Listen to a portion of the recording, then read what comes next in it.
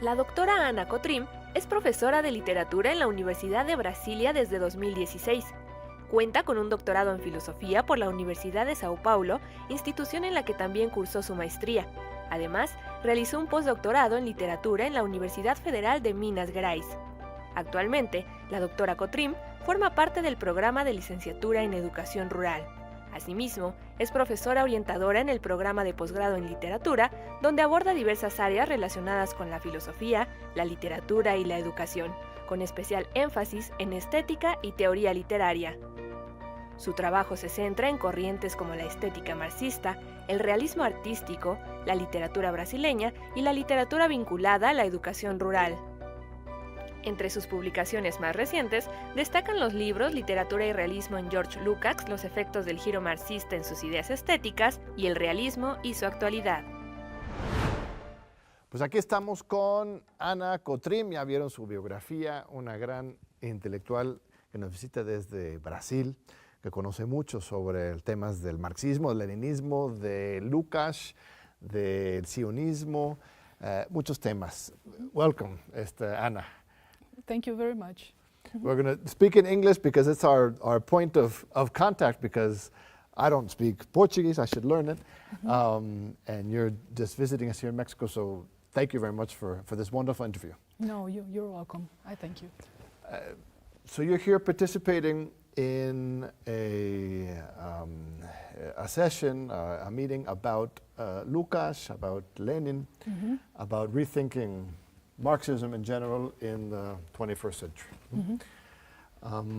Why is it important to look at the Russian Revolution, which is also one of the big topics that are being analyzed in this seminar at the SAGE? Why is it important to look back at the Russian Revolution and to rethink Lenin and Lukács? Well, first of all, we see that the world is coming to an abyss with capitalism. Capitalism is bringing us all to an abyss, to the end. First of all, because of the environmental things. And secondly, because of all the human crises that exist in the world, the many wars and the many killings. And so we have to look back to a situation where we can overcome capitalism, first of all. This is necessary just for us to continue living in the world, on Earth. And so we have to look back to all the philosophers and the thinkers that thought about this possibility of coming over capitalism, and which is communism, because it has to be another way of production that surpass private property and become a production that is turned not to profit and market, but to human life. So this is the way this is the only way, in fact, that we see to continue existing in the world. So we have to get back to the thinkers, and we have to get back to the practice and the experiences of history that tried to do so. Even if it's not complete, if it's not perfect, and if it's now not being existing anymore. But we have to look to those experiences and learn from them. The French Revolution still has a great reputation, right? So people always talk about the French Revolution as a referent for the birth of modernity and human rights and democracy even. And the Russian Revolution is somehow, some thinkers are trying to sort of forget it, as if it's not as important as the French Revolution. But the Russian Revolution is equally important or more important than the French Revolution as a world historical event, right? Yes, I think so. And in fact, I think they are both important. The French Revolution to bring us out of the serfdom and feudal way of production, but it didn't predict all the contradictions that exist in capitalism. So it is something obsolete, in fact, because all the ideas of the French Revolution proved not concrete in this society they create. This revolution created. So that's the problem. The problem is not to compare or to say this is more important than the other. The point is history evolves. And a French Revolution was one step to the world we know now. But the Russian Revolution was a try to get over the world we know now. So the contradictions that were brought by the world created by the French Revolution, I think. So I think for us now, it's more important to look to the Russian Revolution. And I think French Revolution is still something that people think as positive and so on, because dominant class, bourgeoisie, is the class that in its progressive moment of history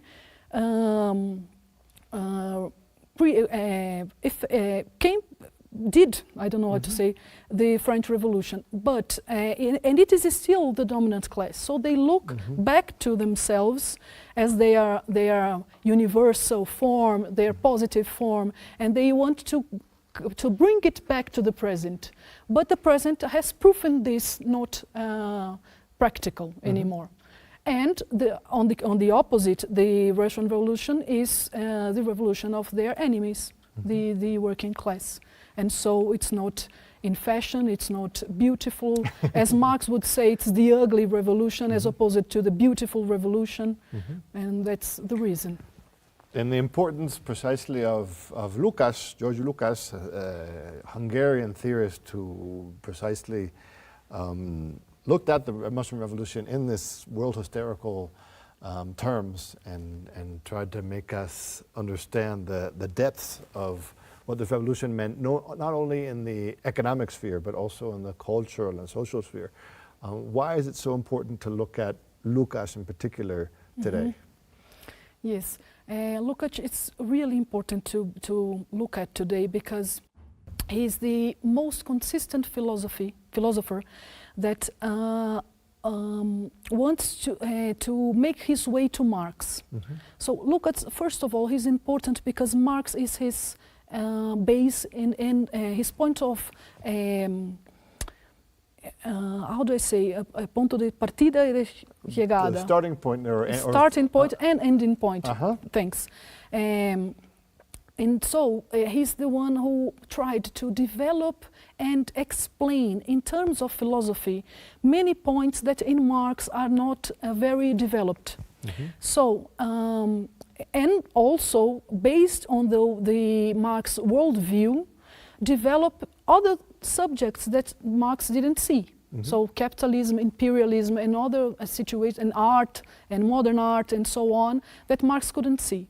But first, he tried to explain in philosophical terms things that in Marx are very mixed to the concrete situations in history that he was looking at.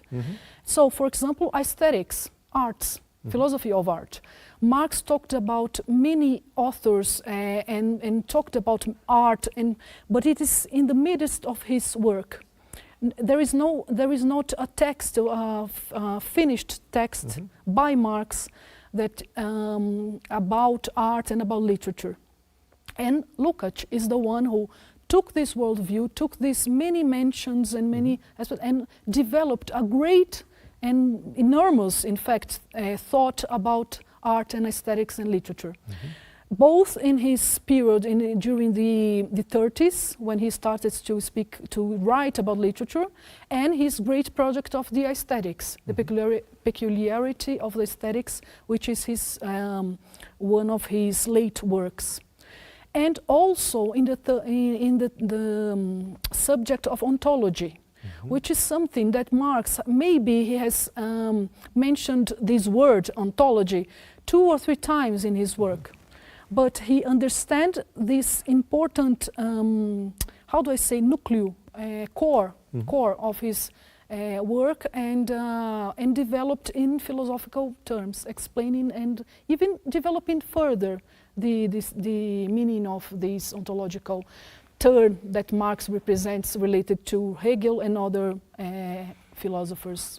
People tend to think of Marx as being the theorist of economic structure, sociologist, but they don't tend to relate Marx with these kinds of topics like aesthetics or theater even.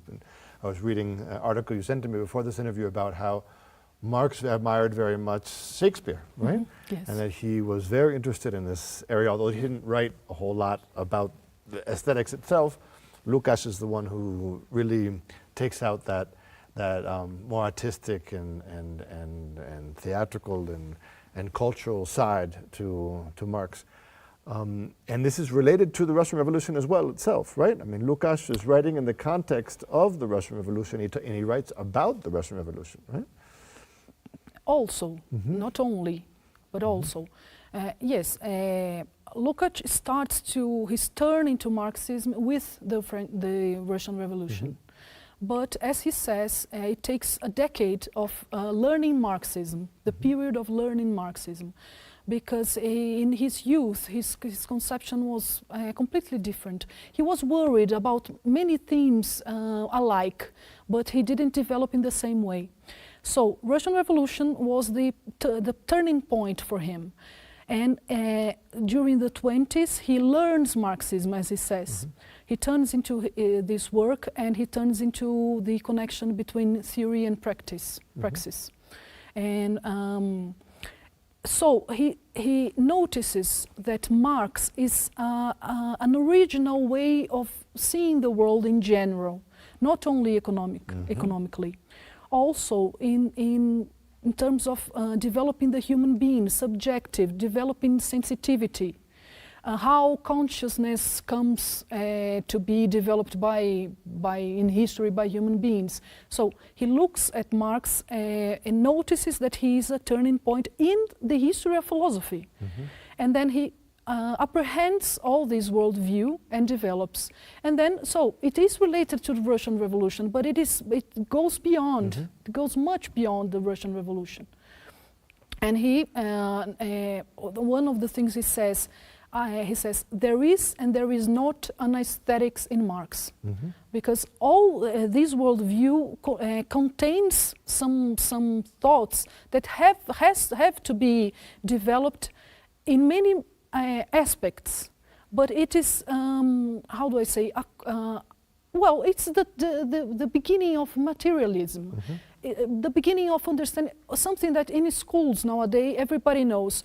What makes us human? We work on nature, and with that we transform nature in human world, and in this process we transform ourselves in human. This is Marx. It didn't exist before Marx in terms of thought, this kind of thinking that now is a major way of thinking. Nobody will question that.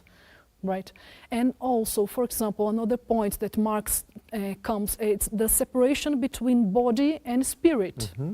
It is during modernity, all the philosophers have some kind of separation between body and spirit.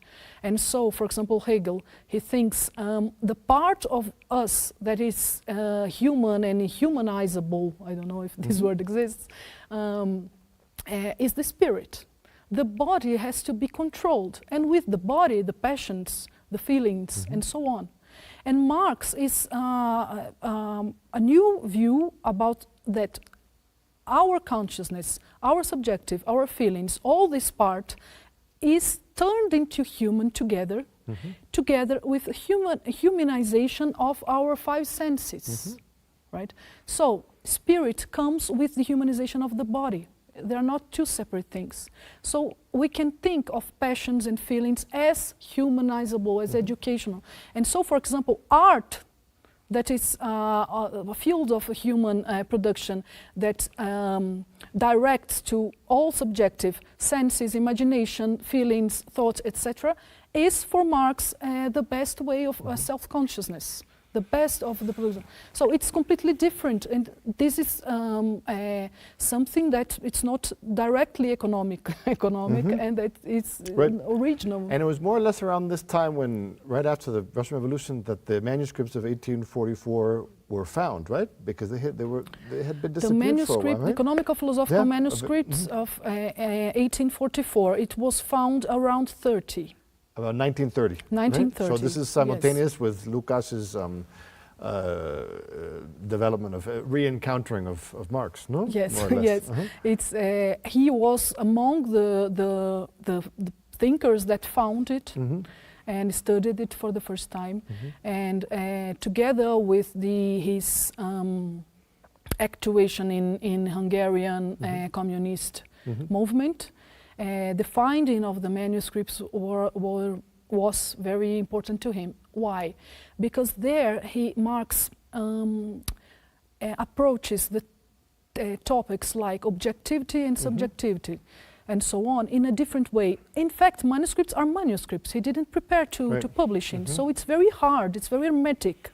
It's not an easy text, but it addresses, as a study to himself, it addresses these topics and for example, addresses Hegel and Adam Smith and all these modern thinkers that were his base, critically his base.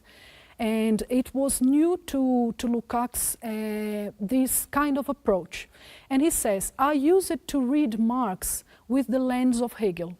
And it was not that it's not in the other parts of the work, but it was necessary for me to find a new text and a text who addresses directly this point, which is his turning point in terms of philosophy to the others, for me to realize, to notice this core of his thought, which is new to the other philosophy. Yes. Lukács is a fascinating personality because used by Western bourgeois philosophers, he's accused of being a Stalinist, right? Yes. But the Stalinists didn't like him particularly either, right? He was too eclectic and cosmopolitan for the vulgar Stalinists, no? Yes, and many communists too, not Stalinists, other communists thought that he was a bourgeois. So yes, the destiny of his work is really sad in this sense, because the West considered him a Stalinist and the East considered him bourgeois and so on. But both are wrong. Both are wrong, completely wrong. He was a very critical. He was in the party until 1965, 56, sorry. Until 1956 he was in the party. And he gets away, apart, not apart, I don't know if he really gets out of the party or just not distances himself. Distance, yes. With the Hungarian Revolution in 1956 against Stalinism in Hungary. But he was always a critic, and especially in the field of art. He was never one who apprehends Ždanovism and so on in the field of art. So I'm going to interrupt you for just 1 second because we have to go for a commercial break. Ahorita regresamos, continuar con esta fascinante conversación sobre George Lucas, Lenin, el marxismo, la Revolución Rusa. Vamos a hablar también sobre Gaza, sobre el sionismo, también es una gran experta en ese tema. Ana Cotrim, nuestra invitada. No se vayan, ahorita regresamos. Continuamos aquí con Ana Cotrim, nuestra invitada especial desde Brasil. ¿Cuál ciudad vives? Brasilia. Brasilia. We'll go to English because that's our our common language. Brasilia is the capital of the country. The capital of the country and a monument to modernism. No, it was a city that was constructed for the car, right? Yes. Is it hard to live there? No. Nowadays I got used to it. I like the city, but in the beginning it was very weird, just because of this. Too many cars, not many people walking in the streets, too empty of people, but many gardens, many trees. Yes, it's very beautiful, and the architecture is very unique also. It's a city to know. Maybe someday. And what is the political situation in general in Brazil today?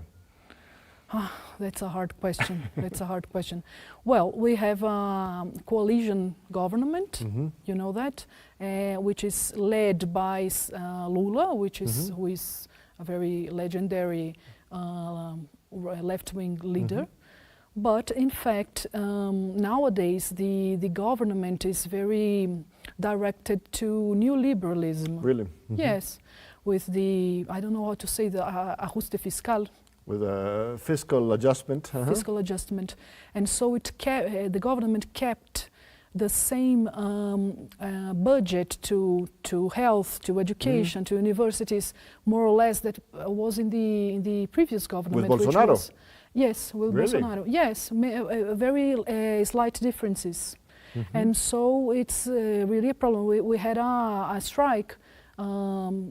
University professors, we had a strike some months ago, and we didn't earn many things, but it's a hard situation. People are very poor, but institutionally, in terms of discourse, in speech, and other parts, it's much better. It's incomparable. But in economic issue, in parts, in economic question, it is very bad. I think my evaluation is it's terrible, in fact. But is it more because of structural factors, like there's not much that Brazil can do with this globalized finance which controls public policies, or is it because of a lack of political will to face up to these international powers? I think there is a pressure, internal pressure, on the parliament and so on, which is very right-winged. But I think it could be a little, it could pressure a little more, you know, into our side. Right. The political propaganda during elections was, we are not going to keep the fiscal adjustment. Of course. And then they come and keep the fiscal adjustment. So I think that it could be done differently. I think it's something that it's a choice, partially a choice, and also like the agrarian reformation. It's correct. Okay, it's a problem too. And our leader in the movement of the landless workers is saying this all the time. It's not coming forward. It was one of the points of this government too, and it's not being done at all. And also the indigenous people's demarcation of territory, it's not coming on. We have a ministry for the indigenous people, but it has no power to do anything, and so on. So because of the economical choices, and I think it partially our choices, many other aspects of life are not going forward. And this is really a problem, because many theory thinkers are saying that it will lead us to the extreme right wing again. Because life will not be improved. So they say unemployment is very low. Okay, but what kind of employment is this? You know, so I think it's leading us to a bad path, to something that will throw us in the lap of the extreme right wing. That's what I think. A little bit like the Argentinian case. Yes, no? exactly. But I think it's worse than Argentinian case. But it's the same thing. It's something that repeats itself in history. When it's some left-wing party comes to power, and instead of trying hard to realize this program, their program, workers' program, they conciliate with right-wing. In general, the extreme right-wing comes after all. It's, for example, the Weimar Republic. Right. So I think it's going to happen again. Let's go back to the positive case of Lenin, because I think that it's important to really rethink these political leaders of the past, because someone like Lenin, precisely because of this excess of moderation, that excess of moderation, no, the radical center, as Zizek says, right? Yes. We're starting to, there's this pressure to forget about these radical leaders like Lenin, no? And Lenin is almost universally thought of as an authoritarian leader. Right?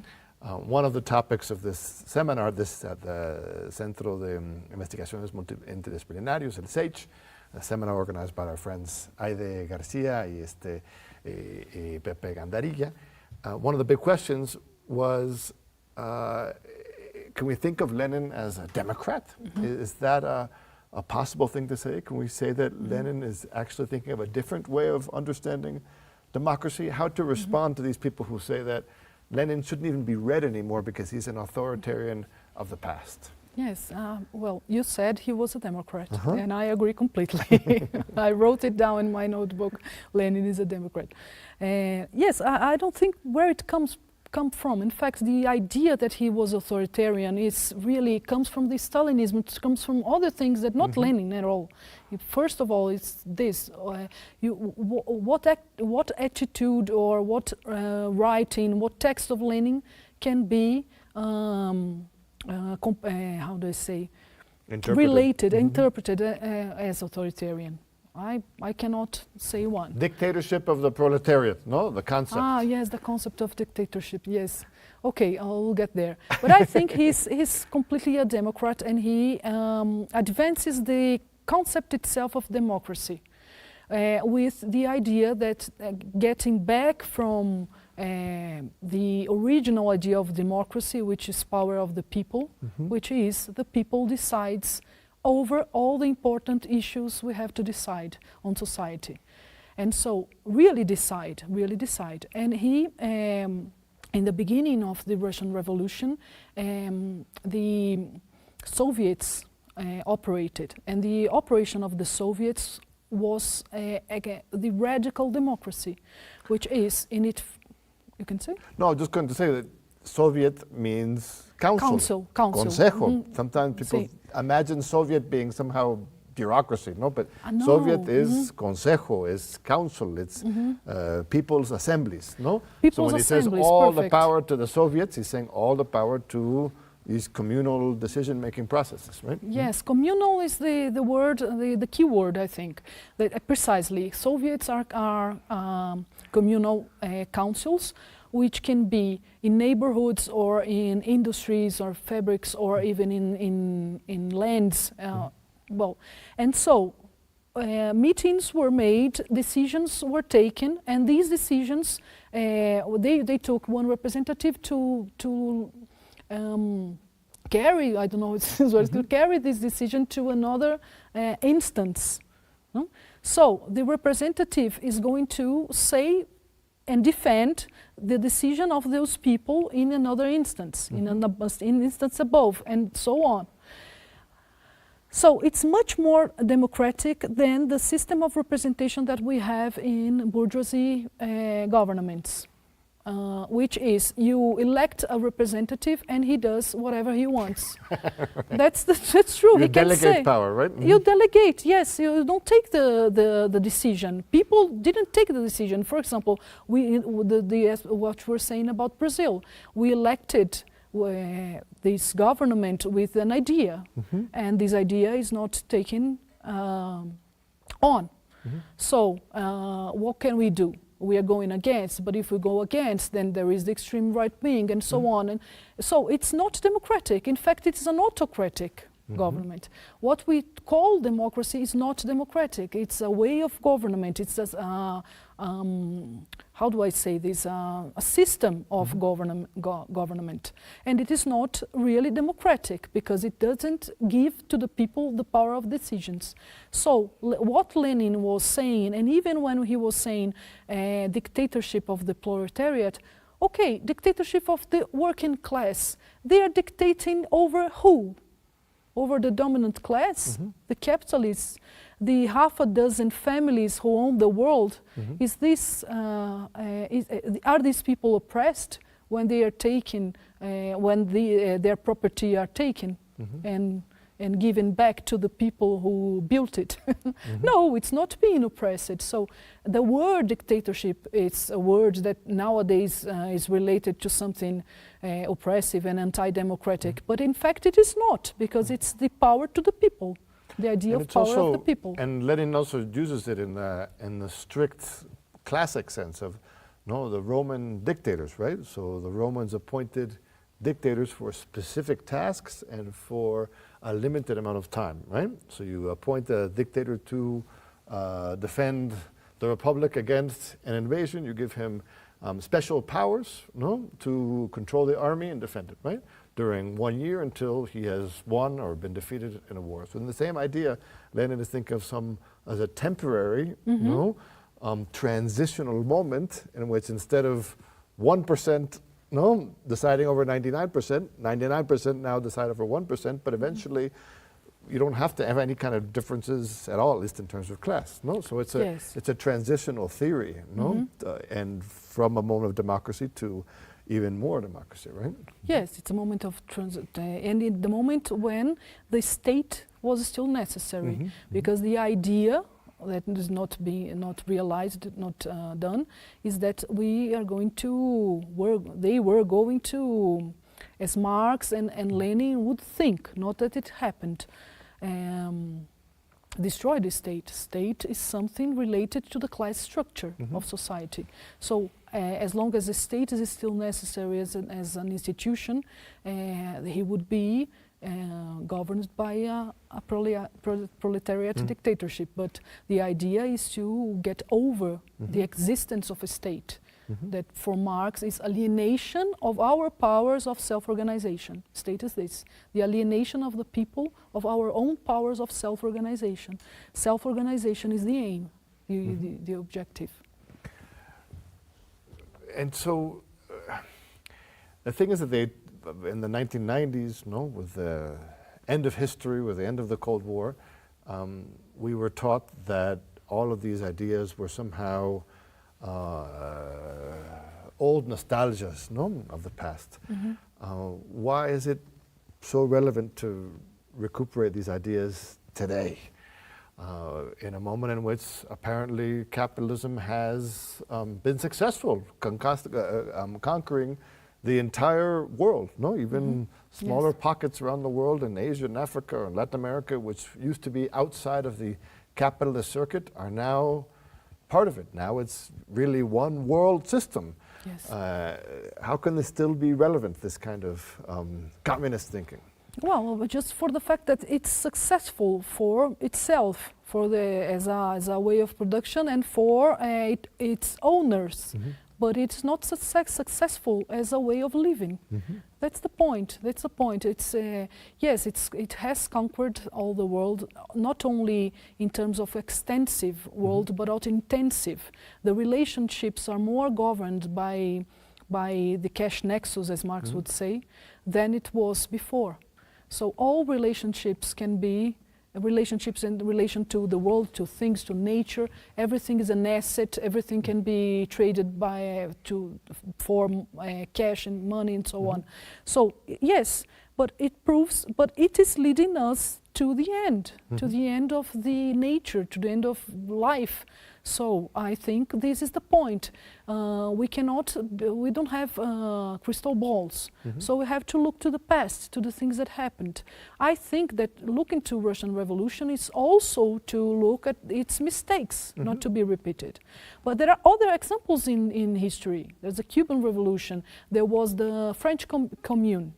The French Commune was, for Marx, the greatest example, because it started to demolish all state and police and banks and so on. Even if it had only 3 months of life, but it started this demolition of the structures of the capitalist society. So it showed a way, in a sense. So we have to look to the experience of the past, but expecting and perspecting the future, not only the past, but we have to look to the past.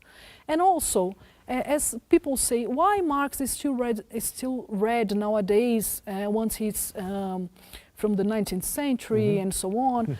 Well, as long as capitalism is alive, he will be actual, will be necessary, because he even with the transformations of capitalism itself, financial and so on, Marx understood its roots, its motors, and also predicted many of the situations we live now. Of course. Yes, and so Marx was first and foremost a critic of capitalism, not so much of a theorist of communism. He would have been surprised by the Russian Revolution and the Chinese Revolution itself. That wasn't something he had imagined. He thought revolution was going to happen in Germany or in Italy, no? In Europe, yes, yes. In French, in fact, he thought in French. In France, would be France, yes, in France. He says I won't remember the sino. How do I say when you play? The symbol of No, not symbol. Bell. The bell. Bell. The bell will be rang by the French rooster. Something like that. Right. Something like that.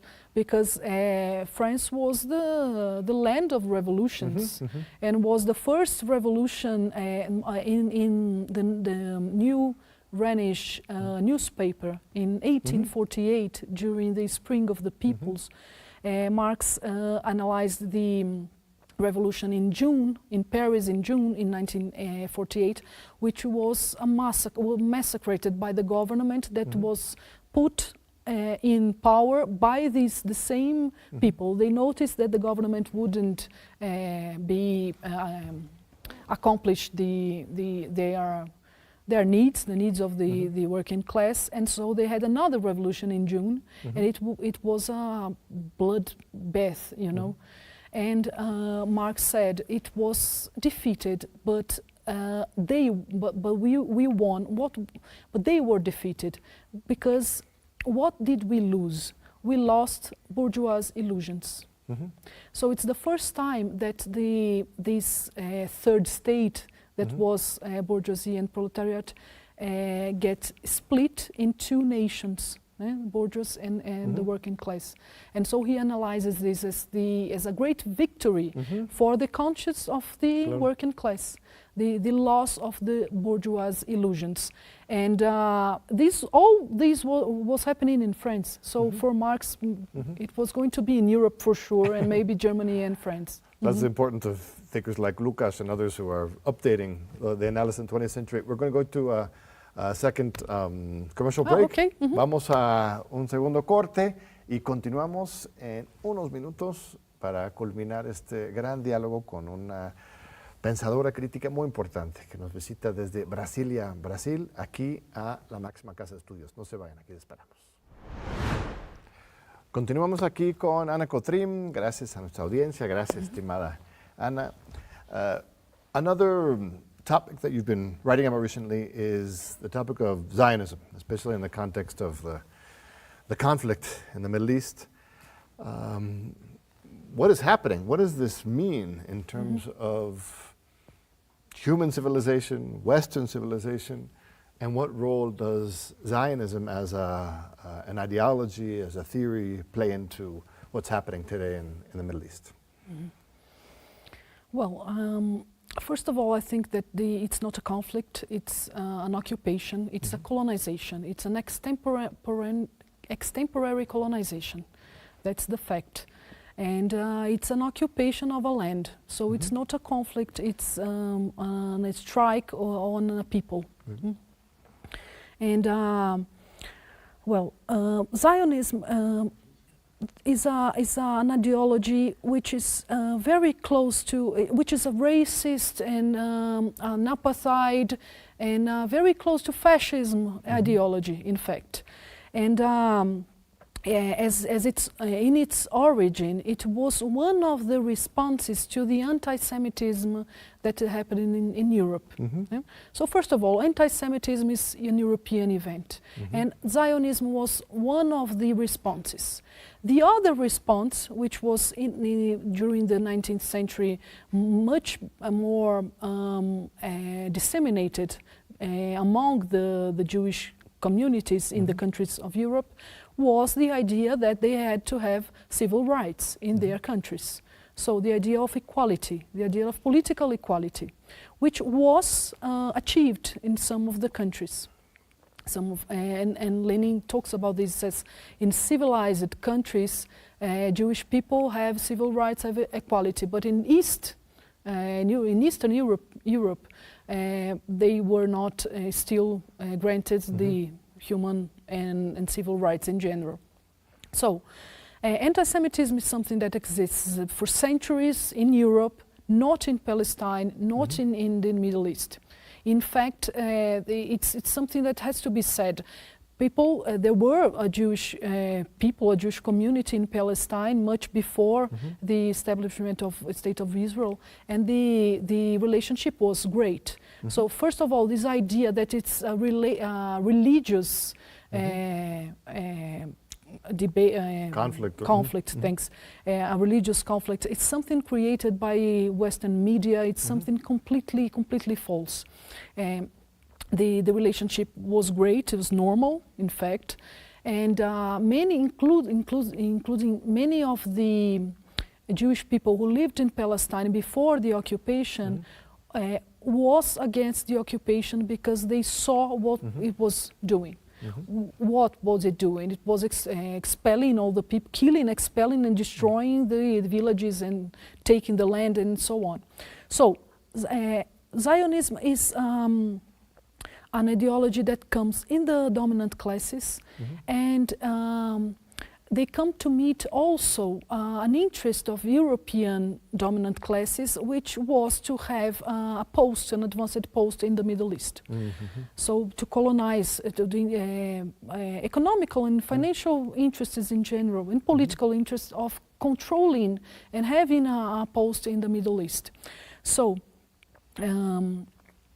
the idea, the ideology behind was that being assimilated, that was the word they used. Again, they were against it, being the assimilationism. Being assimilated in the countries they lived, the Jewish people being assimilated, was something that would destroy the Jewish way of life. And so they are against even the Illuminist ideas that the state is not religious. It has the rights are for everyone, and religious is something that is developed in private life. So they are against even this. Moses Mendelssohn is one of the philosophers that advocated this in the 18th century. He was a friend to Lessing, for example. So they were very progressive, and they have these ideas of equality and religious being not interfering in the civil life. Okay. So the idea was that if you are assimilated, or what means to be assimilated? To get equal rights and live normally and speak the language of the country and so on. You'd be betraying your Jewish origin. And so with this idea and connected with the interest of colonization in Palestine, they developed this idea of creating a country, a Jewish country. And as a Jewish country, it's an ethnic determined country, which necessarily is a country with apartheid. It's impossible not to be. If the country is for one ethnic only, or one religion only, it's necessary an apartheid state. And it's what it is nowadays. It's an apartheid state. There are two kinds of citizenship, for Jewish and for non-Jewish people. Non-Jewish meaning Arabic, right? So they were against the most revolutionary and the most progressive Jewish community, and proposed the idea of creating a state and many politics of migration, even before the establishment of the Jewish state. And it's important for people to be aware that there's a whole broad diversity of political philosophies among the Jewish community. There's a long tradition of communist Jewish tradition. Rosa Luxemburg herself, right, came from a Jewish family. Marx himself was from a Jewish family. And so to criticize Zionism is not to criticize Jewish thought, it's simply to locate one particular ideology related to that community, which, as you were saying, comes from an elitist vision of what the role of this people is in the world, right? Sure. The first thing is to separate Judaism from Zionism. Zionism is not Judaism, first of all. And Lenin also comments on this in his speeches. He says it's the amount of Jewish people in the revolutionary and communist movements are higher than the amount of Jewish people in general in the society. So it says it's people that tends to be progressive and revolutionary. So it was a dominant ideology which was not dominant by that time, but became dominant, especially with the Second World War. It's something that has to be considered. Two things that has, although Zionism exists since 1860, around 1860, and the politics of immigration started in 1918, 1920, this ideology got stronger with Holocaust, of course. And the idea of Holocaust was an excuse, in fact, to advocate the idea of an Israeli state to be. And but they had the idea beforehand. It wasn't much beforehand. Theodor Herz wrote his book, The Jewish State, in 1890 something. Okay. And the first Zionist Congress was in Basel in 1893. Okay. So the idea existed before. And it was not, as I said, a disseminate idea into the communities. People didn't want to go to Palestine. They didn't know Palestine. Why Palestine?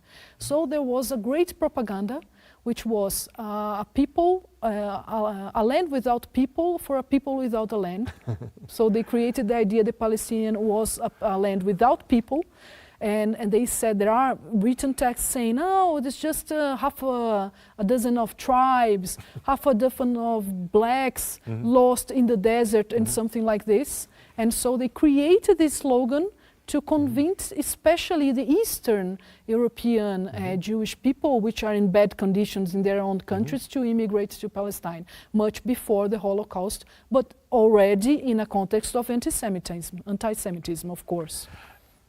And why is there so much support from the West for Israel, even when it's so clear that it's broken all basic rules of war, of humanitarian decency, that it's turned into this colonial invasion? Why is there still so much support for them? Because it goes along with their interests, I think. I think they go along with, and I don't think Western is for humanitarian ideas. On the contrary, I think Western world is capitalism in this phase, neoliberalism, is very close to fascism. You know, that's the point. It's not. It's false to think, wow, we are civilized people, and so why are we? No, it's not true. It's on the contrary. It comes. It's the same. And also, I think there was a point that Zionism became a dominant ideology even in the Western. That's the point.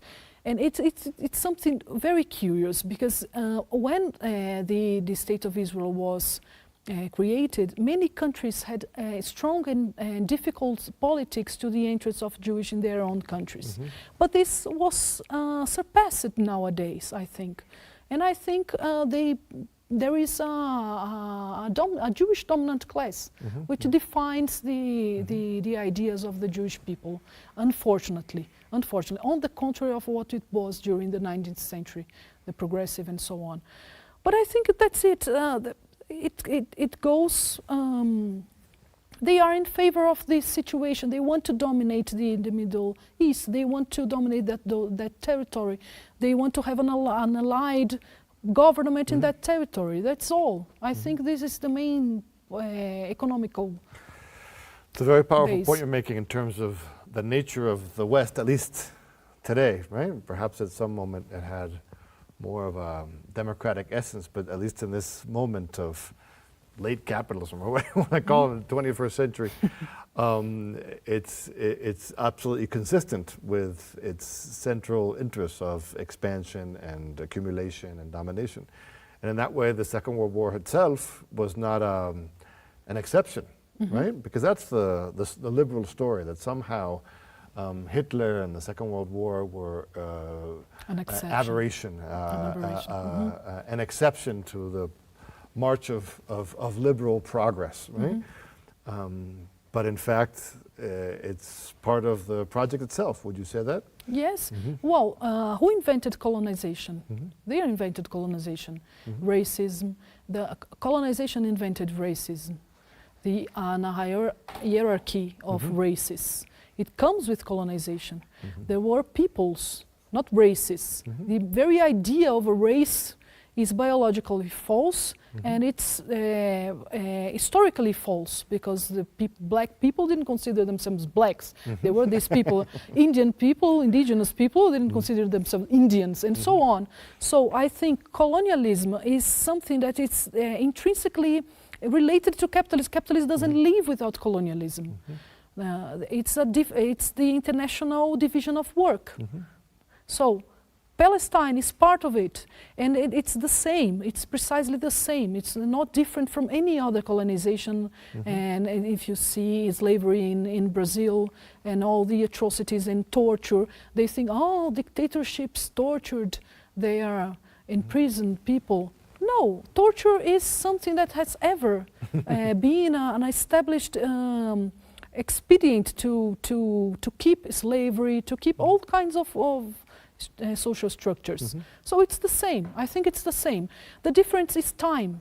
It's really weird, the world to accept it in speech, because it's something. If you see African countries,